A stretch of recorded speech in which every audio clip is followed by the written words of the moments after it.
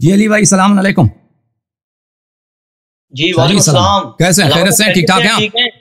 اللہ تعالیٰ آپ کو عزت دے. سر اللہ خدا آپ کو عزت دے. Thank you sir.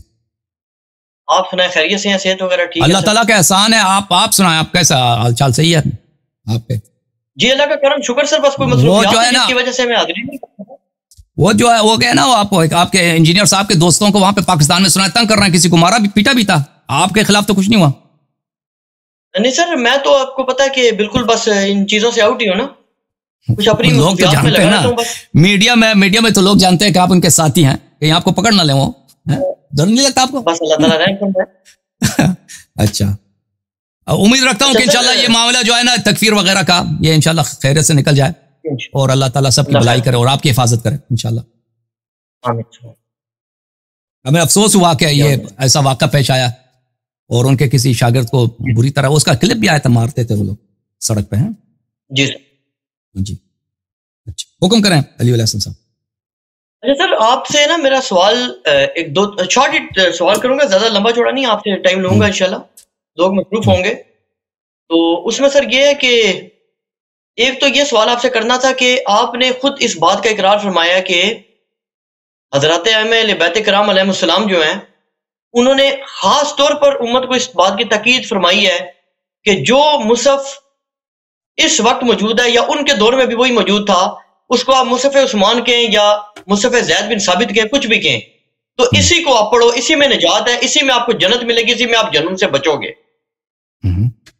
ایسے ہی ہے نا سر؟ تو کیا جب آپ خود فرماتے ہیں کہ اہل سنت کی اور اہل تشیع کا اجماع اس پر روایات کی حد تک کہ قرآن مجید اور قرآن مجید فرقان حمید اور ائمہ اہل بیت کرام علیہ السلام ہی ہیں جن کو رسول پاک صلی اللہ علیہ وسلم نے اپنے بعد چھوڑا ہے اور قرآن کا وارث ائمہ اہل بیت کرام علیہ السلام کو بنایا ہے, تو کیا اس سے حضرت عثمان اور حضرت زید بن ثابت کا جو مصحف ہے اس پر ائمہ اہل بیت کرام علیہ السلام نے اٹیسٹیشن نہیں کر دی؟ اٹیسٹیشن کی ہے اس طرح کہ یہ قرآن ہے, یہ قرآن ہے اور اس میں ہدایت ہے اور اس میں آپ کے حجج ہیں, لیکن اس کا مقصد یہ نہیں ہے کہ اس میں سے بعض چیزیں حذف کی گئی نہیں کی گئی ہیں. یہ سب قرآن ہے, لیکن کیا یہ وہی سب وہی ہے کہ جو رسول پاک صلی اللہ علیہ وسلم پہ نازل ہوئی ہے, اور اس کا ترتیب بھی وہی ہے بالکل. اس کی تائید میں نہ شیعہ کے پاس کوئی روایت ہے, نہ مخالفین کے پاس کوئی روایت, کوئی دلیل نہیں اس بات. اور بلکہ اس کے برعکس صحابہ کے اقوال اور شہادات بہت زیادہ ہیں اس کے برعکس, ٹھیک ہے, اور اہل بیت علیہ السلام کی شہادت. یہ قرآن ہے, وہ جو کہ انہوں نے کہا کہ قرآن ہے, یہ سب یہ بالکل صحیح, اور ہمارا ایمان ہے کہ پورا قرآن ہے, پورا قرآن ہے, یہ پورا قرآن ہے, ٹھیک ہے نا. اس مصحف میں بین الدفتین جو بھی ہے وہ قرآن ہے, لیکن کیا یہ وہی ترتیب ہے جو اللہ نے نازل کی؟ قطعاً یہ وہ ترتیب نہیں ہے. اور کیا ایسے آیات ہیں جس میں حذف کی گئی ہیں؟ تو بلا شک بلا, ایسے کلمات حروف الفاظ حذف کی گئی ہیں تو اس کے روایات تو بہت زیادہ ہیں فریقین کے, یہ صرف شیعوں کے نہیں ہیں. اب یہ بعض لوگ جو ہیں شیعوں کی تکفیر کے لیے, وہ سیاسی مقاصد کے لیے وہ جلسے جلوس کراتے ہیں شیعوں کے خلاف, تو اس میں وہ کہتے ہیں لوگوں کو جوش دلانے کے لیے کہ دیکھو شیعوں کا قرآن یہ اور ہے. یہ اس مسئلے پہ دونوں فریقین کے روایات متواتر ہیں, یہ نہیں ہے کہ کچھ روایات بہت زیادہ ہیں دونوں فریقین کے, اور اس کو بات کو بالکل انکار نہیں کیا جا سکتا, ٹھیک ہے. تو ائمہ طاہرین علیہ السلام نے جو فرمایا ہے وہ اس کا مطلب سمجھنے کی ضرورت ہے. انہوں نے نہیں کہا کہ یہ اس کے علاوہ کوئی آیات نہیں, اس کے علاوہ الفاظ نہیں ہے, ترتیب بھی وہی. انہوں نے یہ نہیں کہا, انہوں نے کہا یہ جو ہے یہ قرآن ہے, یہ پورا قرآن ہے, سب کے سب دفتین کے درمیان یہ قرآن ہے, اس کو پڑھو, اس کو پڑھنے کی ضرورت. لیکن جب اہل بیت علیہ السلام کی حکومت آئے گی اور وہ جب مسلط ہوں گے امور پر, تو وہ قرآن جو مصحف جو امیر المؤمنین علیہ السلام نے جمع کیا, جو رسول پاک صلی اللہ علیہ وسلم کے دہن مبارک سے, ان کے منہ سے جس طرح انہوں نے املا کیا ہے, ڈکٹیشن کیا ہے, تو انہوں نے جو لکھا ہے وہ ظاہر کریں گے.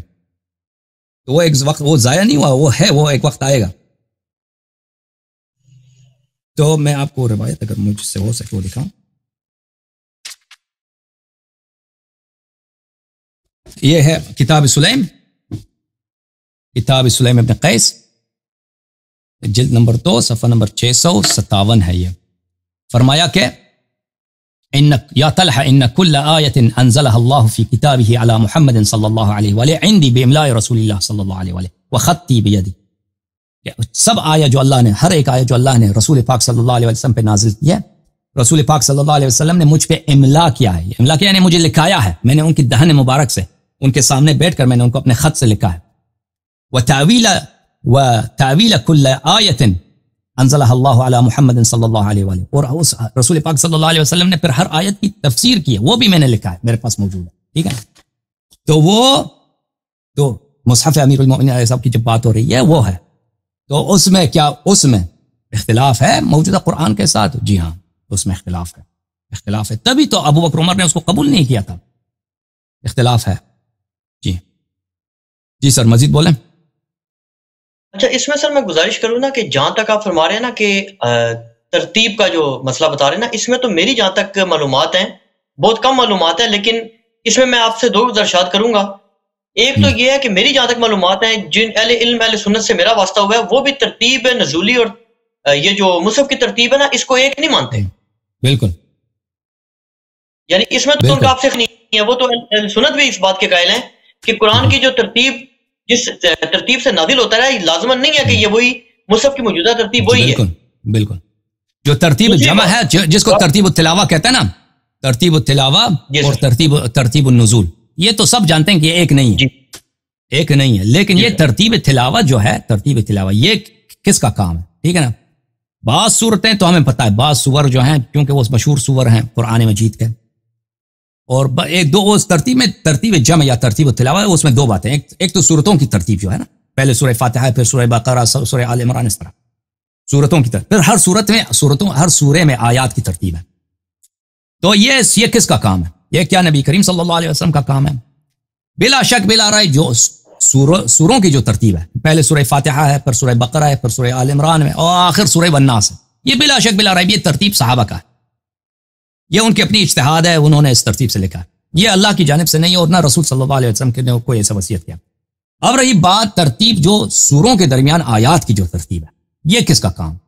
یہ کس کا کام؟ کیا یہ صحابہ کا کام ہے یا یہ رسول کریم صلی اللہ علیہ وسلم کا کام ہے؟ تو اس میں ہمارے پاس کوئی ایسی دلیل نہیں ہے کہ یہ رسول پاک صلی اللہ علیہ وسلم کا کام ہے، اس کی کوئی دلیل. ہاں البتہ جو مشہور سور ہیں، سورہ قدر ہے، سورہ رحمان ہے، سورہ واقعہ ہے، سورہ والعصر ہے، چھوٹے چھوٹے سور، مشہور سور جو جن کو اکثر لوگ نمازوں میں پڑھتے تھے اور پرانے زمانے میں پڑھتے تھے، تو ان میں بعید نہیں ہے کہ یہ، بلکہ ان کے سیاق سے بھی پتہ چلتا ہے کہ یہ اللہ کی جانب سے ہے اور رسول پاک صلی اللہ علیہ وسلم کا ہے. لیکن جو ہر جگہ یہ نہیں کہہ سکتے ہم کہ ہر جگہ قرآن مجید میں متعدد سور میں یہ جو ہے یہ رسول پاک صلی اللہ علیہ وسلم کی جانب سے، کیونکہ اس کی کوئی دلیل نہیں ہے. سنن ابن ماجہ میں یا نسائی میں اس طرح ایک حدیث ہے کہ ہم رسول پاک صلی اللہ علیہ وسلم کے پاس تھے، وَكُنَّا نُؤَلِّفُ الْقُرْآنَ، اور ہم قرآن کی تالیف کرتے تھے، اس کو ترتیب سے رکھتے تھے. وہ حدیث موجود ہے، اور سب سے بہترین جو دلیل پیش کیا جا سکتا ہے وہ وہی ہے کہ ہم رسول پاک صلی اللہ علیہ وسلم کے پاس تھے اور قرآن مجید کو رقعہ میں سے، چٹیوں میں سے اس کی تالیف کرتے تھے، یعنی اس کے خاص ترتیب میں رکھتے تھے. لیکن یہ روایت موجود ہے، واحد روایت ہے، لیکن اس میں یہ نہیں ہے کہ پورے قرآن کی بات ہو رہی ہے، کیونکہ پورے قرآن اس زمانے میں تو جمع نہیں ہوا تھا، پورا قرآن تو متفرق تھا. اب بقیہ سور کی جو ہے جو آیات ہیں وہ کس کی ترتیب ہے، اس کے ابھی میں انشاءاللہ تبارک و تعالیٰ کبھی اس موضوع پہ میں آپ کو دکھاؤں گا کہ یہ صحابہ کا اجتہاد ہے، یہ رسول پاک صلی اللہ علیہ وسلم کی جانب سے نہیں ہے. اگر مجھے مل جائے میں ابن حجر عسقلانی کا ایک قول دکھا دوں. میں آپ کو دکھا دیتا ہوں. ابن حجر فتح الباری میں وہ تصریح کرتا ہے کہ یہ ایک روایت نقل کرتا ہے، اس روایت کے بعد وہی روایت جو زید بن ثابت کہتا ہے کہ اگر عمر بھی کہتا نا کہ اگر مجھے مزید آیات مل جاتے تو میں اس سورہ بنا لیتا. اچھا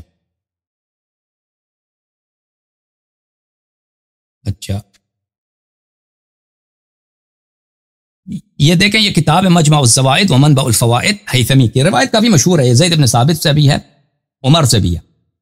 الجزء السابع، چاپ دار الفکر. یہاں پر ملاحظہ فرمائیے حدیث نمبر 11,062 میں، حدیث نمبر 11,062.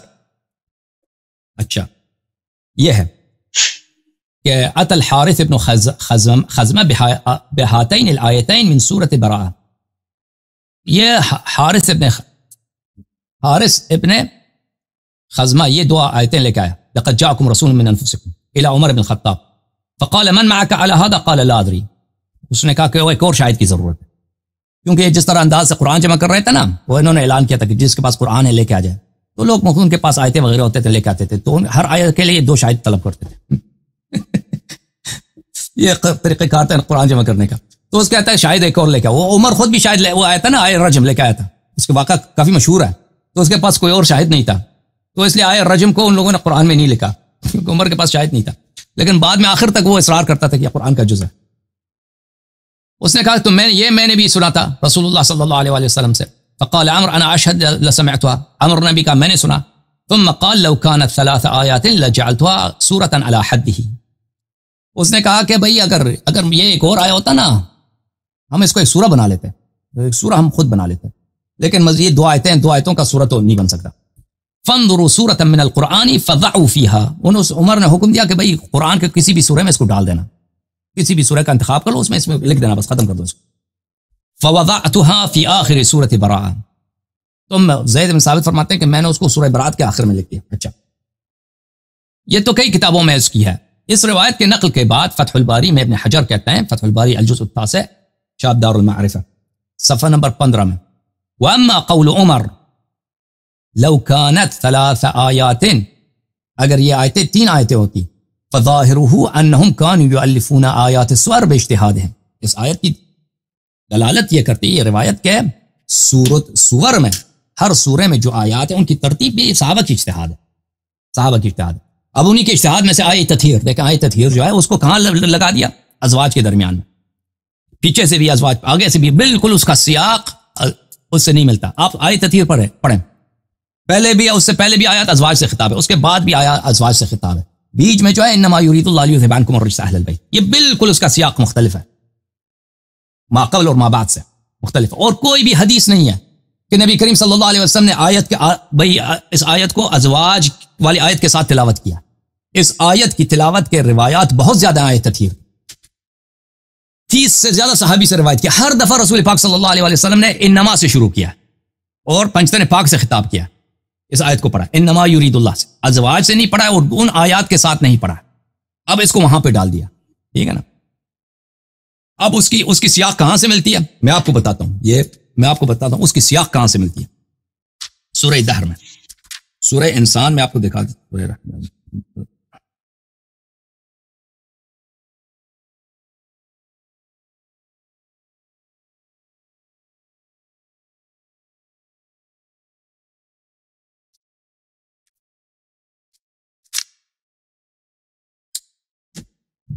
اس کی سیاق آیت تطہیر کی سیاق کہاں سے ملتی ہے؟ یہاں سے ملتی ہے، اعوذ باللہ من الشیطان الرجیم، ان الابرار یشربون من کأس کان مزاجها کافورا عینا یشرب بها عباد اللہ یفجرونها تفجیرا یوفون بالنذر ویخافون یوما کان شره مستطیرا ویطعمون الطعام على حبه مسکینا ویتیما واسیرا انما نطعمكم لوجه الله لا نريد منكم جزاء ولا شكورا انا نخاف من ربنا يوما عبوسا قمطريرا فوقاهم الله شر ذلك اليوم ولقاهم نظرة وسرورا وجزاهم بما صبروا جنة وحريرا، یہاں سے ملتی ہے انما يريد الله يذهب عنكم الرجس اهل البيت ويطهركم تطهيرا، یہاں سے ملتی ہے، لیکن بالکل وہاں سے نہیں ملتی۔ اب ان کے اپنے کتابوں میں دلائل بہت زیادہ ہیں کہ آیات کی بھی جو ہے، آیات صورتوں میں جو آیتیں ہیں وہ بھی ان کی ترتیب بھی صحابہ کی اجتہاد میں سے۔ جی سر مزید بولیں۔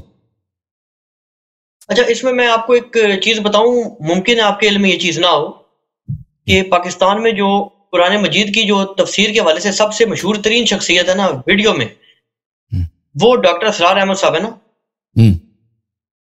تو ان کی عوام الناس کے لیول پہ نا بہت ہی زیادہ ان کی تنظیم کام بھی کرتی ہے، اور اس کے علاوہ سب سے زیادہ لوگ جو قرآن مجید کی تفسیر کسی بھی شخص کی سنتے ہیں نا، کسی بھی مسلک سے ہوں، وہ ڈاکٹر اسرار احمد صاحب کی سنتے ہیں۔ میں نے بھی سنا تھا، تو اس میں نے ڈاکٹر صاحب کی زبان سے ایک جملہ خود سنا تھا، انجینئر صاحب کے بھی وہ استاد ہیں، کہ ڈاکٹر صاحب فرماتے تھے جی کہ مجھے بھی اس چیز کا نا بڑا ذوق پیدا ہوا تھا کہ یہ جو شان نزول ہے نا اس کو میں کھنگالوں، تو وہ کہتے ہیں مجھے اس بات کا علم ہوا کہ حضرت علی رضی اللہ تعالیٰ عنہ نے کوئی قرآن ایسا اکٹھا کیا تھا کہ جو انہوں نے شان نزول کے اعتبار سے کیا تھا۔ یہ ڈاکٹر صاحب نے چیز کہی نا، تو انہوں نے کہا جی کہ میں نے اس پہ محنت بھی شروع کر دی تھی اور اچھی خاصی محنت میں نے کی، اچھا خاصا کام بھی کیا، لیکن وہ کہتے ہیں یہ اتنی بڑی میرے لیے مصیبت اور پریشانی بن گئی کہ ایک تو مسئلہ یہ ہے کہ روایات میں مختلف تضاد ہے کہ جی کون سی پہلے ہے کون سی بات، دوسرا کہتے ہیں کہ یہ مسئلہ بنا کہ اگر ایک قول آ بھی رہنا تو اس کے رد کے اوپر پھر پتہ نہیں کتنے قول ہیں، پھر راویوں کے اوپر بحث ہے کہ جی راوی فلانا یہ ہے فلانا یہ ہے. تو وہ کہتے ہیں الٹیمیٹلی میں نے اس کام سے جان چھڑا لی. حالانکہ وہ کہتے ہیں میری بڑی شدید خواہش ابھی بھی ہے، ابھی بھی ڈاکٹر صاحب کہتے تھے آپ تو فوت ہو چکے ہیں، وہ کہتے تھے مجھے اس بات کی بڑی خواہش ہے کہ شان نزول کے اعتبار سے اگر مجھے کوئی قرآن ملے نا تو اس سے فائدہ یہ ہے کہ سیرت النبی کلیئر ہو جائے گی. نہیں وہ اس کو پتہ ہوگا کہ وہ ایک جاہل آدمی، یہ جو آپ باتیں کر رہے ہیں نا، اگر انہوں نے شاید اس طرح نہیں کیوں، کیونکہ یہ تو ابتدائی باتیں ہیں بھائی. شان نزول کی وہ کہاں سے ملے گا آپ کو؟ مصادر تو معلوم ہے، تفسیر طبری ہے، تفسیر ابن ابی حاتم ہے، تفسیر الدر المنثور ہے، اس کے علاوہ آپ کے پاس کیا ہے؟ اس کے علاوہ تو مصادر ہے نہیں کہ مجھے مل جائے. کہاں سے ملے گا آپ کو؟ وہ ملنا ہی نہیں ہے آپ کو. وہ بس وہی ہے جو کتابوں میں موجود ہے، باقیہ تو ضائع ہو چکا ہے سب کچھ. اب آپ کو کہاں سے ملے گا کہ ایسی کتاب مل جائے جس میں سب قرآن کا شان نزول موجود ہو؟ یہ سب ایسے علوم ہیں جو ضائع ہو چکے ہیں بھائی، بھول چکے ہیں. اب کوئی کہہ دے کہ میں تلاش کرتا ہوں کہ مجھے مل جائے، کہاں سے تلاش کرو گے؟ کتابیں معروف مشہور ہیں. اچھا ایسی باتیں ہیں کہ مثلا مصر میں اور سعودی عرب میں ایسے کتاب خانے ہیں جہاں پہ مخطوطات بہت زیادہ ہیں، اور وہ کسی کو ہاتھ نہیں لگانے دیتے. یعنی وہ مخطوطات ایسے ہیں کہ وہ ان کے اپنے لوگ دیکھ سکتے ہیں، ان کو دوسروں کو نہیں، یعنی باہر کے آدمی کو نہیں. اس میں بہت ہاتھ لگانا بہت مشکل ہوتا ہے، اور وہ ان کو نشر بھی نہیں کرتے. ایسے نہیں ہے کہ وہ ان مخطوطات کو نکالتے ہیں، اس کو آہستہ آہستہ چھاپیں گے. یعنی ہزاروں کی تعداد میں عالم اسلام میں ایسی کتابیں ہیں جو آج تک وہ دن کی روشنی نہیں دیکھی انہوں نے. یہ جو کتابیں ہمارے پاس ہیں ان میں سے اکثر جو ہمارے پاس ابھی موجود ہے، بعض تو کتابیں مشہور ہیں، بخاری، مسلم، سنن ترمذی، لیکن جو مثلا یہ کتاب ہے تفسیر طبری، اتنی مشہور کتاب، یہ بہت عرصے تک یہ مفقود تھا. یہ 60-70 کی دہائی میں اس کا ایک نسخہ مل گیا، وہاں پہ یمن میں مل گیا. یمن میں اس کا نسخہ مل گیا تو مصر میں سے وہاں سے بہت سارے علماء گئے، مصر کی گورنمنٹ نے بھیجا ان کو کاپی بنا دی، پھر اسی کو جو ان لوگوں نے مشہور کرا دی، تشہیر کرا دی. ٹھیک ہے نا؟ اگر وہ نسخہ نہ ملتا تو یہ بھی ضائع ہو چکا ہوتا. تو آپ کی خدمت میں عرض کریں کہ وہ کتابیں، وہ تو ڈاکٹر اسرار احمد کو کوئی نہیں دکھائے گا، وہ جو کتابیں مصر میں ہیں. وہ میں نہیں سمجھتا کہ وہ کبھی گئے ہیں وہاں پر ان مخطوطات کو دیکھنے کے لیے، کیونکہ ان مخطوطات کو پڑھنا بہت مشکل ہوتا ہے اور وہ کسی کو دیتے بھی نہیں. لیکن جو موجودہ ہمارے پاس جو کتابیں ہیں، اور ان کتابوں میں بہت کچھ پتہ چل جاتا ہے، یعنی مصادر کا پتہ چل جاتا ہے کہ مصادر کون کون سے ہیں. تو ان میں تو ایسی کوئی بات آپ کو نہیں ملے گی کہ پوری قرآن، کسی کو امید بھی ہو نا کہ ہمیں پورا قرآن کا شان نزول مل سکتا ہے، یہ تو امید رکھنا ہی غلط ہے. جو ہے ہمارے پاس وہی ہے. جی مزید بولیں. اچھا ایک چیز اس میں اور بھی گزارش ہے نا آپ سے، جی، کہ حضرت مولا علی علیہ السلام نے جو قرآن مجید اکٹھا فرمایا ہے، اسی طرح جو آپ صحابہ کرام کے بارے میں بھی فرماتے ہیں جی انہوں نے بھی اکٹھا کیا ہے، جس پہ اختلاف تھا یہ تھا. اس کے بارے میں ایک رائے یہ بھی دی جاتی ہے کہ یہ بیسیکلی اس زمانے میں نا لوگ لکھا کرتے تھے، اور جیسے آج کل بھی آپ دیکھ لیں کہ جو تفسیر ہوتی ہے نا اس کے نیچے، ہر صفحے کے نیچے نا ایک وہ حاشیہ بولتے ہیں اس کو، فٹ نوٹ کیا بولتے ہیں اس کو، وہ لکھ دیتے ہیں، یا اس کی ایکسپلینیشن لکھ دیتے ہیں، یا اسی کے ساتھ اس کی تفسیر چھوٹی موٹی لکھ دیتے ہیں. تو وہ کہتے ہیں جی بیسیکلی چیز یہ ہے کہ اس قسم کی چیزیں تھی، اور اس میں تو آپ دیکھیں نا آج بھی اختلاف ہے. یعنی آپ کی جو تفاسیر ہیں، ایون اہل سنت کی اگر آپ کتب کھولیں نا، میرے جیسا ایک عام بندہ بھی کھولے، تو کیا اس کے اندر اختلاف نہیں پایا جاتا؟ ایک حدیث دوسری کے ساتھ نہیں ہو جاتی؟ کیا تفسیر کی کتابوں میں اختلافی روایات نہیں ہو جاتی؟ تو وہ کہتے ہیں بیسیکلی وہ تفسیری روایات تھیں جو انہوں نے خود لکھی تھیں، یا رسول پاک صلی اللہ علیہ وسلم سے حدیث کے تحت لکھی تھیں، واللہ عالم. لیکن قرآن کا جو ٹیکسٹ ہے اس میں کوئی گڑبڑ نہ اس بلا نہیں تھی. ایک یہ رائے دی جاتی ہے. دیکھیں اس کا آپ انتظار کریں، ہم جب کہیں یہ تو ایک تعویل ہے بھائی، تعویل ہے جو نصوص سے یہ نہیں ملتے. ہم آپ کو نص دکھائیں گے نا کہ عبداللہ ابن مسعود کے قرات میں یہ تھا، عبداللہ مسعود کے مصحف میں یہ تھا، آیت کے الفاظ ہی کچھ اور ہیں. ٹھیک ہے نا؟ وہ الفاظ ہی کچھ اور ہیں، اس میں ترتیب ہی کچھ اور ہے. اس طرح کے آپ تفسیر روائی میں جب جائیں گے، در منثور میں یا تفسیر طبری میں بہت سارے ملیں گے، بہت دوسری کتابوں میں بھی ملیں گے. اور پھر جو اختلافات تھے صحابہ میں، وہ قرآن پر اختلاف تھا. اس طرح نہیں تھا کہ قرآن کی تفسیر میں اس کے متعلق ان کے پاس کچھ احادیث ہیں. نہیں، ابی بن کعب کا مصحف تھا، اس کو حکم دیا کہ اس کو جلاؤ. عبداللہ بن مسعود کا مصحف تھا، اس کو بہت سارے مصاحف تھے، ان کو حکم دیا ان کو جلایا جائے، اور انہوں نے مخالفت کی کہ ہمارے مصحف کو نہ جلایا جائے. یہ نہیں تھا کہ اس میں احادیث لکھے ہیں، اس میں فٹ نوٹس لکھے ہیں. تو یہ باتیں تعویلات ہیں ان لوگوں کی جن کے پاس وہ بھائی وہ ایک ان کا ایک رٹا لگا ہے نا، انا نحن نزلنا الذکر وانا لہ لحافظون. اس قرآن میں تبدیلی نہیں ہو سکتی بھائی. پہلے بھی اللہ کی کتابیں تھیں، اس میں لوگوں نے تبدیلیاں کی ہیں. تورات بھی اللہ کا کتاب تھا، انجیل بھی اللہ کا کتاب تھا. ایسا نہیں کہ وہ اللہ کے کتاب نہیں تھے، بہت سارے لوگوں نے اس میں چینج کیے. چلا دیے نسخے متعدد. اب تو انجیل کے بہت سارے نسخے ہیں. تو رسول اللہ صلی اللہ علیہ وسلم نے فرمایا کہ میری جو امت ہے وہ پرانے امتوں کے نقش قدم پہ چلیں گے جو بھی انہوں نے کیا ہے. حتیٰ کہ اگر پرانے امتوں والوں نے ایک جانور کے سوراخ میں گئے یہ لوگ بھی اس جانور کے سوراخ میں جائیں. پرانے امتوں میں سب سے زیادہ ان کا جو ظلم کیا ان لوگوں نے اپنی کتابوں کو چینج کیا. تو رسول پاک صلی اللہ علیہ وسلم نے جب یہ حدیث کی ہیں بیان کی ہیں یہ متواتر ہیں بخاری مسلم میں. کبھی یہ استثناء نہیں کیا کہ بھئی انہوں پرانی امتوں نے اپنے قرآن چینج کیا, ہماری امت والے قرآن چینج نہیں کر سکیں گے یا قرآن میں سے کچھ حذف نہیں کر سکیں گے. ٹھیک ہے نا. تو یہ ایسی تعویلات ہیں, اس کے لیے دلیل کی ضرورت ہے. اس کے لیے دلیل کی ضرورت. وہ جب ہم آپ کو اگر کبھی موقع ملا, ابھی کیونکہ مسئلہ بڑا ہارڈ جا رہا ہے, مجھے نہیں اندازہ تھا کتنا ہارڈ ہو جائے گا. تو کبھی میں انشاءاللہ محرم سے پہلے اگر میں 6-7 تقاریر کروں نا تو اس میں بہت کچھ کلیئر ہو جائے گا, بہت کچھ کلیئر ہو جائے گا. تو یہ تقاریر میں انشاءاللہ میرا ارادہ ہے, مجھے ٹائم ملے نا میں 6-7 تقاریر کروں گا تو یہ واضح ہو جائے گا. اور مزید بولیں.